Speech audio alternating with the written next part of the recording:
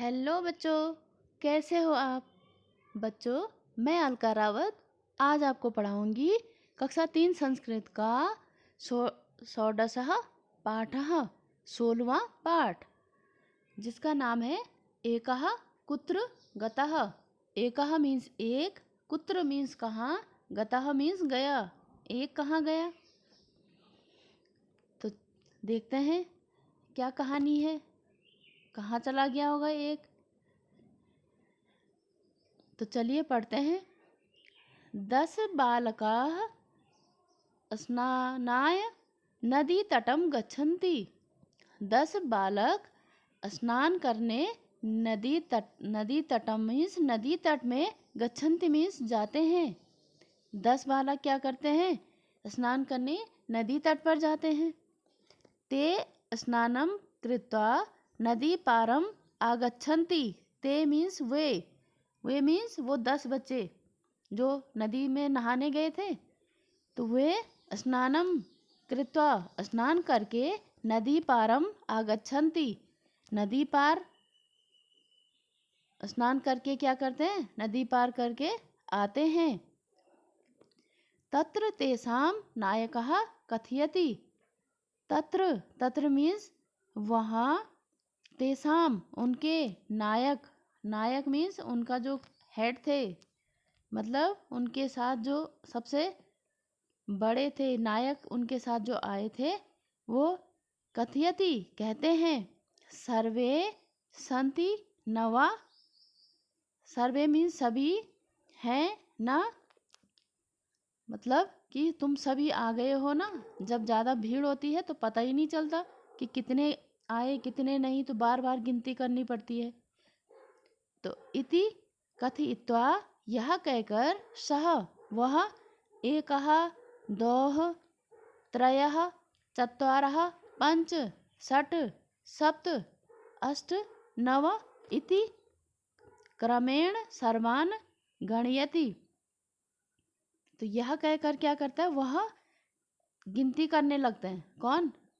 जो उनके नायक थे। तो क्या गिनती करते हैं? एकः मीन्स होता है एक। दो मीन्स होता है दो।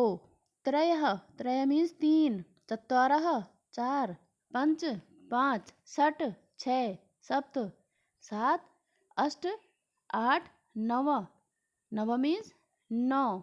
इति क्रमेण क्रम से, सर्वान गणयति सभी को गिना। एकः बालका नास्ति। अब नायक ने कहा होगा एक बालक नहीं है, एक बालक नहीं है। तब आगे क्या होता है? तदा एकः पथिकः तत्र आगच्छति। तदा मीन्स तब, एक पथिक मीन्स जो रास्ते में जा रहा होता है उसको कहते हैं पथिक। तत्र आगच्छति वहाँ आया, वहाँ आता है। तो क्या कहता है? सह नायकम पृच्छति। सह वह नायक पूछता है। वह नायक से क्या पूछता है? तव दुखस्य किम कारणम।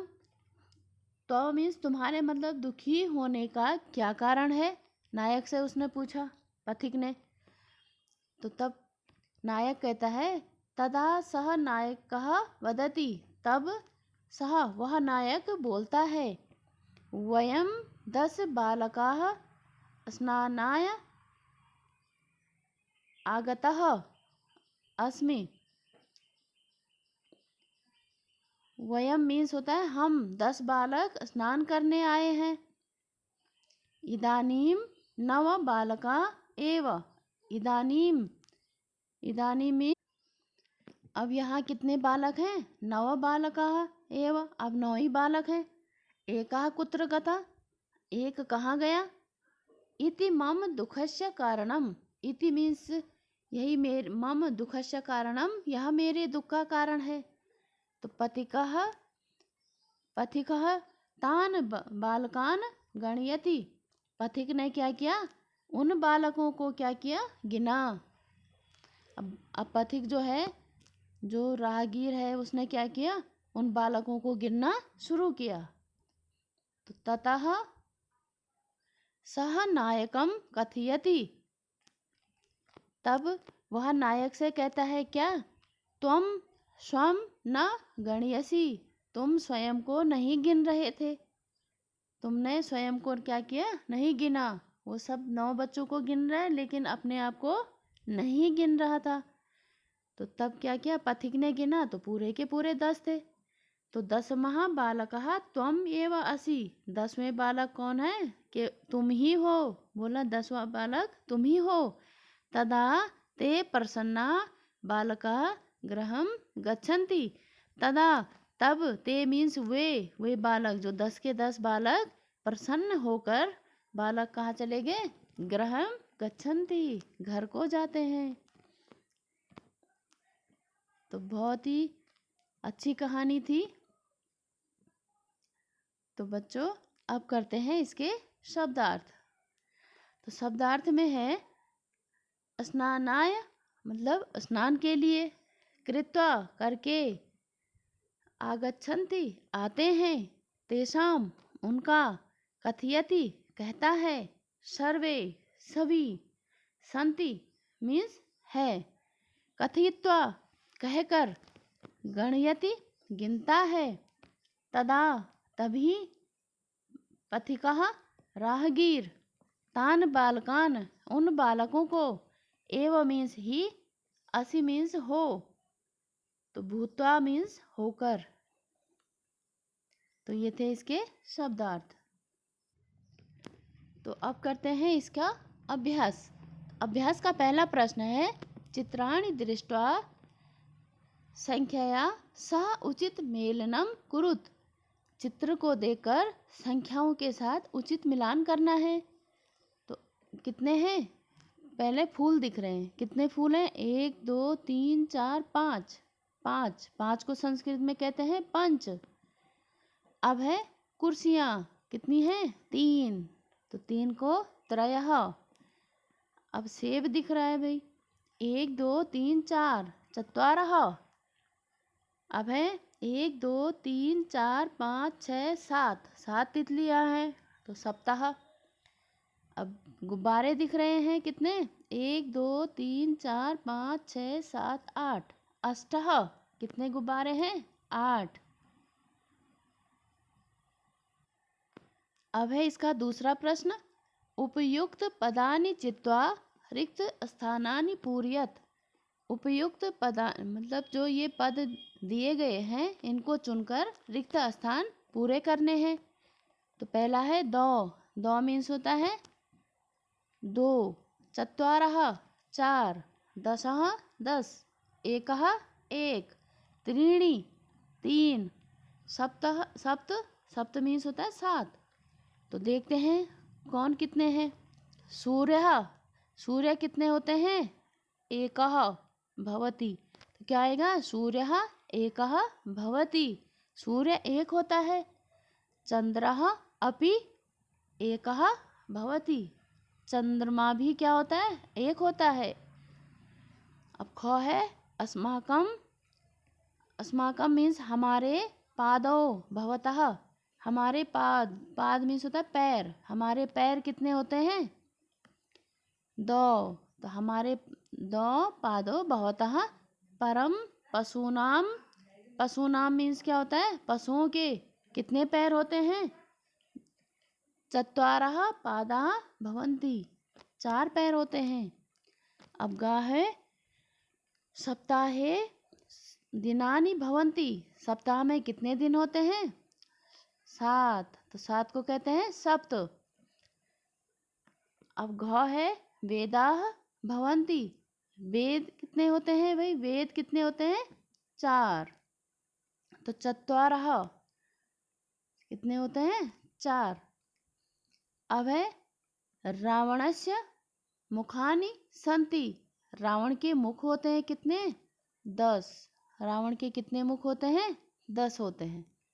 अब शिवस्य नेत्राणि सन्ति, शिव जी के कितने नेत्र होते हैं, 3 नेत्र होते हैं शिव जी के। तो ये था दूसरा प्रश्न, जिसको इस प्रकार से पूरा करेंगे। तो ठीक है बच्चों, आपको अर्थ आना चाहिए, उसके बाद आप इसको स्वयं भी कर सकते हैं। खुद ही करने में तो बहुत मज़ा आता है। तो हम अर्थ जानकर इन सबको अपने आप भी कर सकते हैं। अब तीसरा प्रश्न है, संख्यायाः क्रमम निर्धारयत। संख्या का क्रम निर्धारण करना है कि पहले नंबर पे कौन सी संख्या आती है और उसके बाद अंत में कौन सी संख्या आएगी। तो हमें अर्थ पता होगा तो हम लिख सकते हैं। तो हमें हिंदी की गिनतियाँ तो आती हैं, तो हमें 1 2 3 4 गिनतियाँ देखेंगे और उसके हिसाब से हम संस्कृत की गिनती को ढूंढकर यहाँ से लिख लेंगे। तो पहला है एकः, फिर है 2, फिर क्या आएगा त्रयः, फिर आएगा चत्वारः, फिर 5, फिर 6, फिर 7, फिर 8, फिर 9 और अंत में आएगा 10। तो 10 तक की गिनतियाँ दी गई हैं। तो ये 10 तक की गिनतियाँ हमें संस्कृत में लिखना और पढ़ना सीखना चाहिए और हम सब फिर हम संस्कृत में गिनती लिख सकते हैं। तो देखिए, इस प्रकार से 1 से 10 तक की गिनती संस्कृत में लिख लेंगे। अब चौथा प्रश्न है, चित्राणि दृष्ट्वा संख्यां लिखत। चित्र को देखकर संख्या लिखनी है। उच्चारणम च कुरुत, उच्चारण भी करना है। तो पहले चित्र को देखेंगे कितने हैं, फिर उसके बाद उनको संस्कृत में लिखना है और उसका उच्चारण भी करना है। तो पहला हमें क्या दिख रहा है, पुस्तकम। पुस्तकम कितनी है 1, तो क्या लिखेंगे एकः या एकम भी लिख सकते हैं। अब ये क्या है बस्ता। बस्ता को कहते हैं स्यूतः। स्यूतः तो क्या है स्यूतः, कितने हैं 2, तो लिखेंगे 2। अब है अंकिनी। अंकिनी मीन्स पेंसिल। तो पेंसिल कितनी है 1 2 3, तो क्या आएगा त्रयः या त्रीणि। त्रीणि भी लिख सकते हैं। अब है 1 2 3 4, 4 गेंद है। गेंद को कहते हैं संस्कृत में क्या कहते हैं गेंद को, कंदुकम। कंदुकम कितने हैं 4, और 4 को क्या कहते हैं चत्वारः। तो ये हम इस प्रकार से गिनकर लिख लेंगे। अब पांचवा प्रश्न है बच्चों, संख्या या सम्मुखे संस्कृत रूपम लिखत। संख्या के सामने इनका जो नाम है वो संस्कृत में लिखना है। तो आपको बच्चों हिंदी गिनतियाँ आती हैं, लेकिन ये क्या कौन सी है देवनागरी। देवनागरी में ये अंक लिखे गए हैं, तो इनको भी सीखेंगे। तो ये क्या है, पहला जो दिया गया है उसको कहते हैं 3। तो 3 को संस्कृत में क्या कहते हैं त्रयः या त्रीणि। फिर ये अगला है 5, तो 5 को कहते हैं पंच। और ये है 7, 7 को कहते हैं सप्त। और नीचे की लाइन में दिया गया है 4, 4 को कहते हैं चत्वारः या चत्वारी। और 6, 6 को कहते हैं षट। और ये है 8, 8 को कहेंगे अष्ट। तो इस प्रकार इनके सामने हम ये संस्कृत में संख्याओं के नाम लिखेंगे। और अंत में एक गतिविधि दी गई है कि कक्षा की वस्तुओं की संस्कृत में गणना करनी है।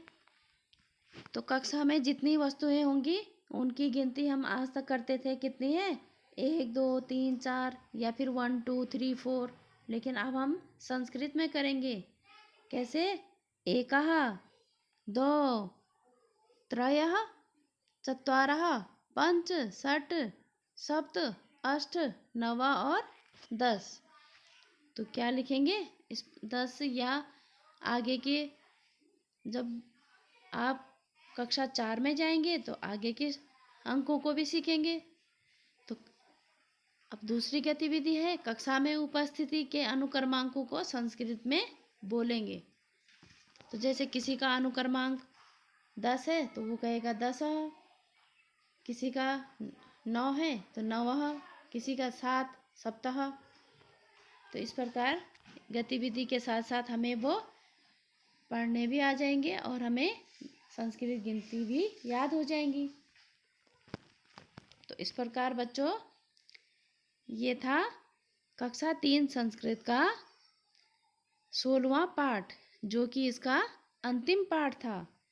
तो इसके साथ अब हम करेंगे आकलन। आकलन 1, आकलन 2, आकलन 3 और आकलन 4। इसमें 4 आकलन दिए गए हैं, तो चारों को हम करेंगे इसके अगले वीडियो में।